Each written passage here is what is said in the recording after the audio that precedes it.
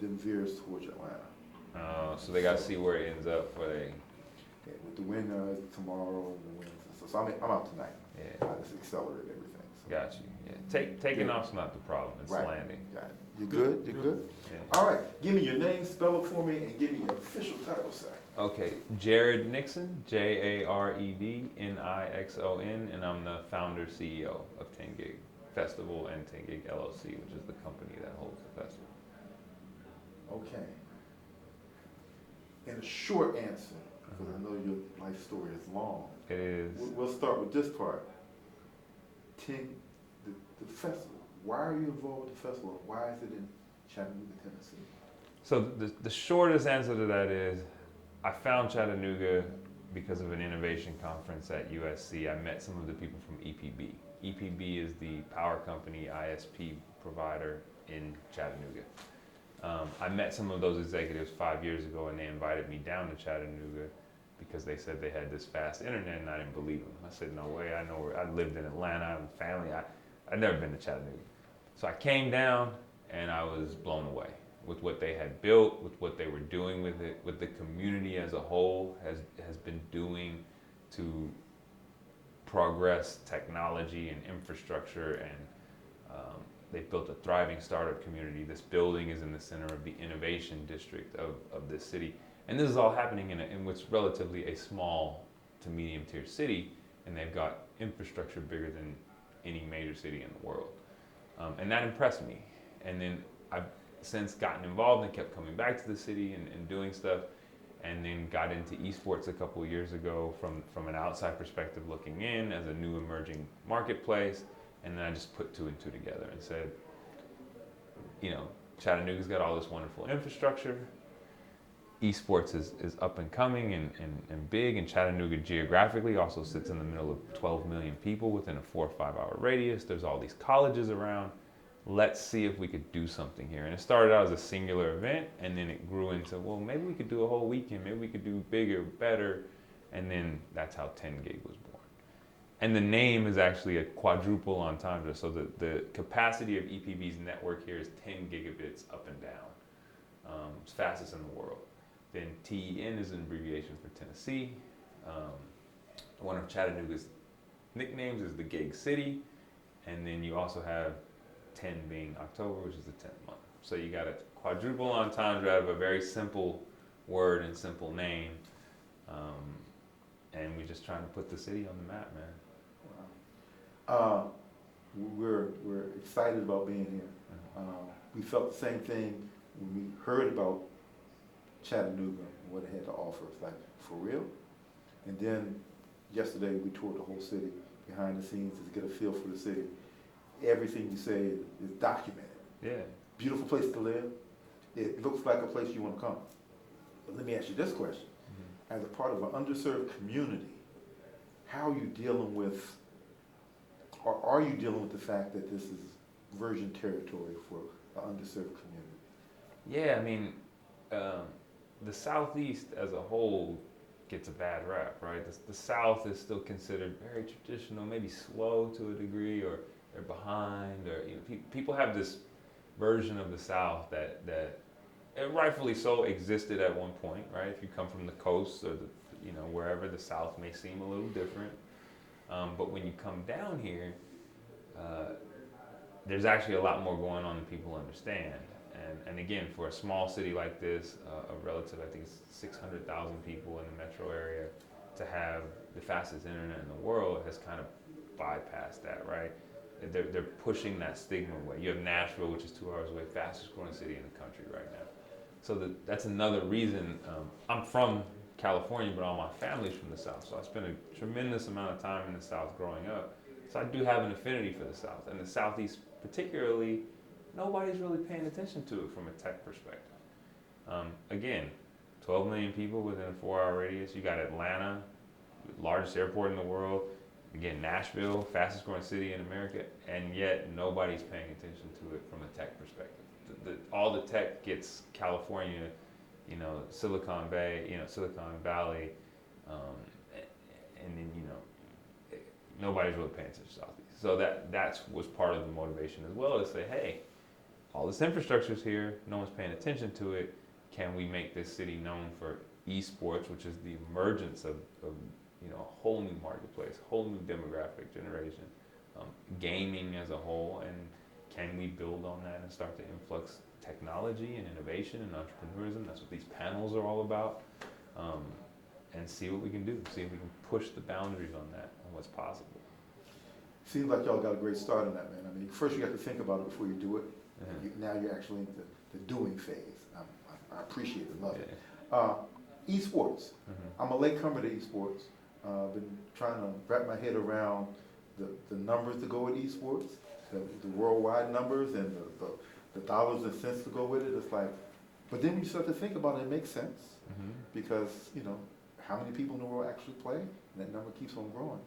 Tell me your perspective. Where do y'all want to be in esports, and give me a primer to a certain degree for folks who don't know. I mean, I see people playing Madden. Mm-hmm. That's my extent. Give me a primer. Give me a little bit of. So it's still being defined, right? But the basic gist of it is competitive video gaming. So you play Madden, you play League of Legends, you play this game. There's the home consumer, general person that you play with your buddies. Then you might have a club team, or you guys might get together and form a team, and maybe you enter some tournaments against people, but you're still not pros. That's like amateur, like AAU football or AYSO soccer or whatever, right? That's what we're doing here today. We have a collegiate invitational. These aren't NCAA collegiate teams. These are club teams that represent these schools. So these guys aren't pros, but they're above the level of just the normal consumer, right? Then you get to, there's a pro level. So it's just like any other sport. You start out playing football, you play pee-wees, and you get to this level, AAU, and then you go into college, and then you get to the pros. Same thing in gaming. You have the average consumer, that middle tier club, collegiate is developing, and then you have pros. So it's the same tier, except they all compete on different games. There's hundreds of games in the world. And then there's a tiered level in that. So like the NFL is the more popular league than, let's say, Canadian football. It's still both football, and they still both have professionals. League of Legends, which we're doing right here, is the most popular game in the world. So the professionals there are the highest level. And then there's a bunch of other micro tournaments and things that are played around that game, just like you have Canadian football and NFL football. But NFL is the premier product. So from our perspective, we want to be a home to any one of those levels of tournaments as a festival. So I'm agnostic. I'm not loyal to any game. I just want to put forth the best product every year and have this be a destination because of the infrastructure to showcase whatever level's coming and put on the best show. So right now we have a League of Legends Invitational. Later on we'll do a brand new game, PlayerUnknown Battlegrounds tournament. There's no pros in that yet because it's still a new game. Teams are developing and there will eventually be pros. But next year could be a whole new set of games and companies showcasing what they can do as well. We want to keep it fresh and always make it to where you're coming or watching as a consumer to see the newest, latest, greatest, or best, or whatever we're trying to pull off here, utilizing the infrastructure that the city's provided through EPB. Great. And you left out us old guys who still like playing arcade games. So, Killer Queens is... We have an arcade game as well, one of the rarest arcade games in the world. 3 of them in the city right now. To our knowledge, there isn't a city that has more than 1, or maybe 2 in the metro area. We've got 3 in the city. And we'll do a pub crawl tournament at night around that. And that's for more the layman. Like I said, we had different levels. Anybody can walk up and learn how to play that game in 2 minutes. And then you can get a couple of your buddies and you can have a team. And you could go around to the bar, or you could say, hey, we're going to meet you at the bar tonight. Let's play for drinks. And technically you guys would be doing esports. Same thing. So the term is still being defined. There's people that say, is it a sport? None of that really matters. It's competitive gaming, if you want to just relegate it down to the simplest, the layman's terms, so to speak. Well, and what I say to that too is that the outcome of this gaming platforms and people playing is like when people said with NASA, Yeah, we wanted to go to the moon, but we really benefited from all the things it took to get there. If you're trying to play a game faster and better, everything has to get better. Yeah. Your mouse has to be great, the keyboard has to be great, all your peripherals, the computer has to be better, the software has to be written better, everything gets better. Yeah. Because we're trying to promote everything, make it all better. All right, here's the other question, man. I mean, give me a little bit of your background on why, at this point in time in your life, you're able to do the things you're all doing. So that's a long story, but I'll try to keep it as short as possible. The simplest, shortest answer is I'm a serial entrepreneur, and I've been fortunate enough to work with and around some of the biggest things that have taken places in multiple industries.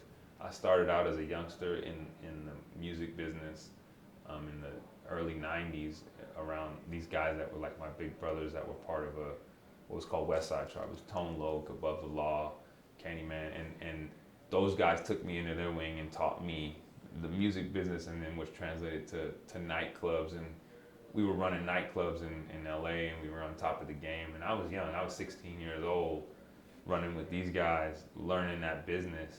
And around that same time was the mid 90s, and you know, people started to take hip hop culture seriously.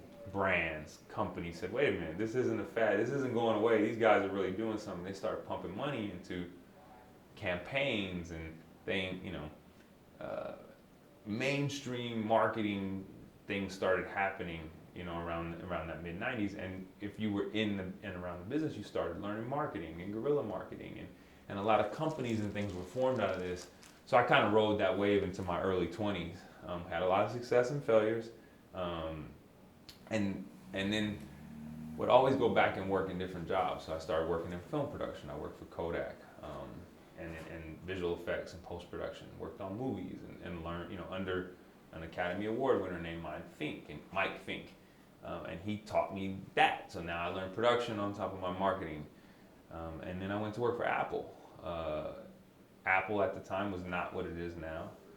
They said, hey, we're going to go into retail, and they started opening stores, and I was in the second round to hire for Apple Retail. I helped open the flagship store in LA, in the Grove, and then that took me on a path of helping to create this small business program for Apple within the retail environment. So then I started working with bigger companies in Los Angeles, pitching out, you know, remember the whole switch campaign, switch from PC to Mac. So I would go pitch big companies and say, you need to get rid of all your PCs and do the Macs, and here, come to the store so you can see how all this stuff works, and so on and so forth. And I was doing really well at Apple, and then just kind of left because I wanted more money, and they didn't want to pay me more money, and I was doing, you know, quite a bit of sales, so I left, and a group of us started, again, serial entrepreneurs, and a group of us left, and we started a tech consulting company. So we would just do Apple projects, come set up your products, become consult, we ran like we would work with the school districts, and we would teach the teachers how to use their computers in the summer and that sort of thing. And I had a bunch of, you know, successes and failures in between that, other businesses, and then I met Damon John through a mutual friend, and we got cool. And about 2 years after meeting him, I kind of gave him a pitch. I said, hey man, just give me a place to live. I see what's going on and what you're doing, and we've gotten cool.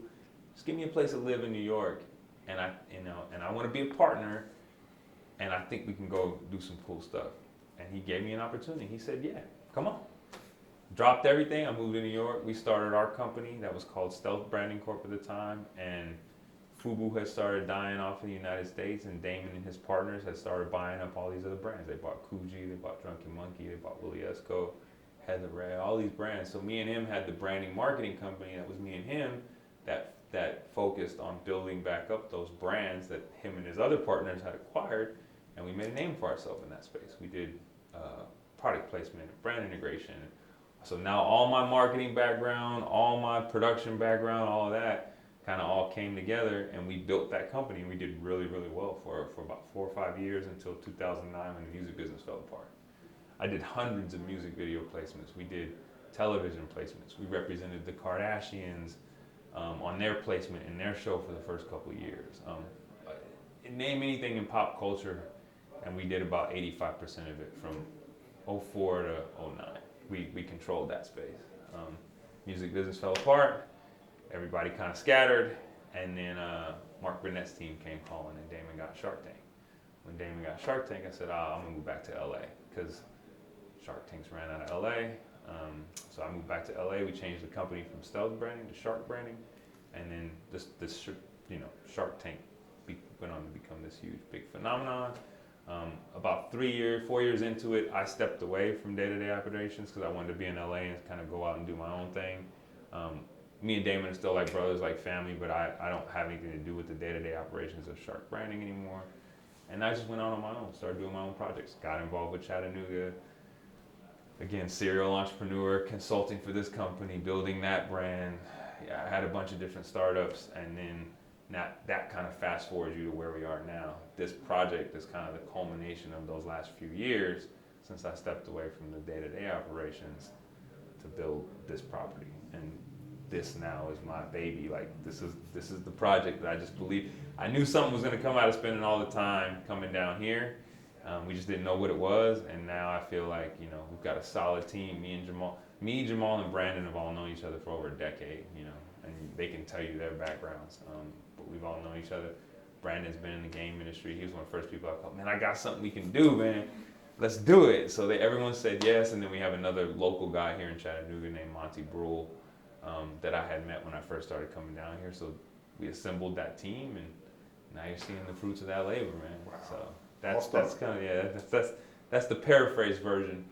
But so within that, I worked for Apple, I worked for Kodak, I worked with the Kardashians, I worked with Damon, worked with Shark Tank. I've worked on all those things over my career. Been super fortunate. A lot of mentors in there, a lot of good people who've shown me a lot of things. And I sit here, and I don't say this to say that, but I think esports has more potential than all of that from a industry, because we see where it is now already, and nobody's really paying attention. It's not a household name yet. People don't even know what it is yet. And like you said, the dollars that's being generated, the amount of people that are paying attention to it, it eclipses all of these things already. So I'm excited from that perspective to see what's going to happen and what's going to come out of it. And I feel like we're in at just the right time. We're not too early. We're not too late. We're going to make some mistakes, but I think we're doing the right thing at this point. So. And I agree with what you said 100%. Your life has been a journey. You've learned things along the way that has put you in a position to do what you're doing right now. All that adds up. It's cool. Now, but a question I have, I want you to explain it at this level. Our show that we do is aimed at, it's a STEM show, Color is STEM. It's aimed at inspiring young people to do certain things, to be all they can be, all that. But we think the only way to really get that done is through the mothers. If the mother is inspired and takes them to a certain place and does X, Y, Z, it can help that whole growth pattern. But you said it over and over again, a serial entrepreneur. Explain what that means in terms of some of the risks you have to take and some of the bravery and courage you have to show versus going and getting a 9-to-5 job every day and staying there till you're looking for retirement. It's a different mindset, but this is the mindset that we collectively have to have for us to move forward. And I definitely love to shout out my mother. I'm a product of a single parent mother that was a teacher that taught in the inner city in Watts for 20 years. That certainly was the one that pushed me and gave me that foundation. I wouldn't have that drive and that determination if it wasn't for her pushing me and also kind of getting out of my way too, because I grew up fast, and like I said, I was running nightclubs at 16-year-old. She trusted my bigger brothers, so to speak, that were taking care of me, that we were in good hands and gonna do that. So I totally agree with that viewpoint. As a serial entrepreneur, that just means at the end of the day, I'm not afraid to lose it all, man. I'm not afraid. I'm gonna do whatever it takes to maintain my lifestyle. Whether that be, and this is something I try to preach, especially to kids I go speak or I talk. We have a very, especially in our communities of color, we have a very skewed view of success, right? Because without getting too political and going back too far of what's transpired in the country, right? So our pillars of success for our communities have traditionally been athletes and entertainers and these sort, and those are the things that have been rightfully so rewarded because the growth has been tremendous, right? We came from a oppressed people, and these are the people that have broken out and have managed to, amass wealth rather quickly in a very short period of time. But there's a lot of underlying things that happen as well. We have very recognizable, incredible achievements that don't get celebrated as much for whatever reason or another. So young entrepreneurs coming out of our communities, that's what they see, and everyone thinks you got to make $1 million and you got to have all this money and you got to do, and it's not about that. What it's about is, if I'm a man that makes widgets and I only need $30,000 a year to, let's say all I want to do is fish every day and go on runs and hikes and have a little mobile home, and that costs me $30,000 a year and I'm happy. If I can make my widgets and I can sell $30,000 worth of widgets every year, then I'm an entrepreneur, and I'm successful. I don't need to make $1 million.